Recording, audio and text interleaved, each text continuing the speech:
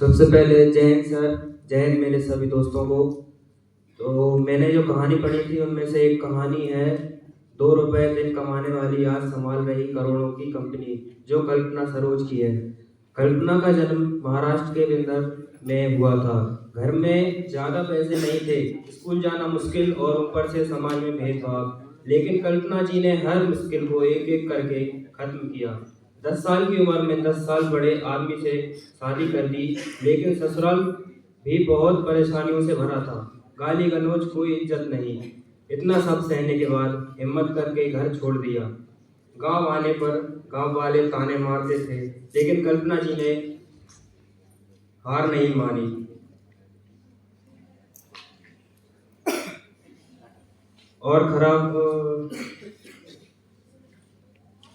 और उनकी छोटी बहन बहना बीमारी से मर गई, क्योंकि इलाज के पैसे उनके पास नहीं थे। उनके घर वापस आने के बाद उनकी घर की स्थिति और ज़्यादा खराब हो गई थी। यह बात कल्पना के दिल को तोड़ गई। गरीबी को खत्म करके कुछ बड़ा करने का उन्होंने सोचा। यह सोचकर वो अकेली मुंबई जाकर शुरुआत में सिलाई का काम और उसके साथ फर्नीचर की फैक्ट्री, छोटी छोटी जॉब्स की। दिन में 10-12 घंटे काम किया, लेकिन उन्होंने समझ लिया स्किल स्किल सीखना हमारी लाइफ बदलेगा। उन्होंने सिलाई, फर्नीचर और छोटे ठेके लेने शुरू किए। कमाई बढ़ने लगी। उन्होंने लोन लेकर कारोबार बड़ा किया और लोग उनकी ऑनेस्टी की जगह से उन्हें जल्दी काम देने लगे। मुंबई की एक बड़ी कंपनी कमानी ट्यूब एलटीडी, जो पूरी तरह बंद हो चुकी थी, उसके वर्कर सड़क पर आ गए थे। उन सब में मिलकर कहा, कल्पना जी हमारी कंपनी बचा सकती हैं। कल्पना जी ने चैलेंज उठाया, कानूनी fights, bank loan, issue management problems सब सॉल्व किए। कुछ सालों में कमानी ट्यूब्स को एक प्रॉफिट मेकिंग कंपनी बना दिया। आज कल्पना सरोज इंडिया की ऑर्गेनिक स्लम डॉग मिलियनर कहते हैं। उनको पद्मश्री अवार्ड भी मिल चुका है।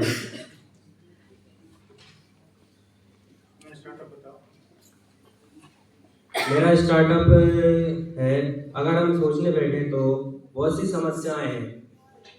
अगर हम हम सोचने बैठेंगे तो हमारे सामने बहुत सी समस्या आएंगी। उन्हें समझना भी आना चाहिए। हम उन्हें नज़रअंदाज कर देते हैं। मैं मध्य प्रदेश रायसेन जिले के एक छोटे से गांव महू जागीर से हूँ, जहाँ बहुत सी समस्याएं हैं। अगर हम देखें तो वहाँ कोई ऑनलाइन शॉप नहीं है, जिस कारण वहाँ के लोग 25 किलोमीटर दूर शहर जाकर अपना ऑनलाइन काम कराते हैं। अगर हम वहाँ ऑनलाइन शॉप खोल दें तो लोगों को बहुत सुविधा हो जाएगी। और वहाँ कोई कोचिंग सेंटर भी नहीं है, जिस कारण बच्चों का पढ़ाई में ज़्यादा मन नहीं लगता। अगर हम वहाँ पर कंप्यूटर कोचिंग खोल दें और हम स्किल्स सिखाने लगें तो हमारे वहाँ के गांव के बच्चे जो हैं वो स्किल भी सीखेंगे और देश के लिए कुछ कर भी पाएंगे, जिससे बच्चों को और ज्ञान भी प्राप्त हो। जहाँ हम उन्हें बचपन से ही स्किल सिखाई जा सकती है, जिससे हमारे देश का विकास हो सके। और हमारे गांव में खाद की बहुत मारामारी है। किसानों के लिए डीएपी, यूरिया जैसे खाद समय पर नहीं मिल पाते हैं। उसके लिए हम एक वेबसाइट बना सकते हैं, जिस पर वो ऑनलाइन यूरिया बुक कर सकते हैं।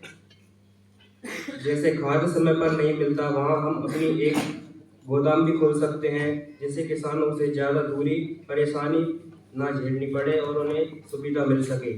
स्टार्टअप करने से पहले हमारे मन में बहुत सी बातें आती हैं कि कितना पैसा लगेगा, कहाँ से इतना पैसा आएगा, अगर लॉस हो गया तो, या समाज हम पे हंसेगा। ये सब आम समस्याएं हैं। अगर हम ये सब छोड़कर, बुरा ना सोचकर अच्छा सोचें तो सब हो जाता है।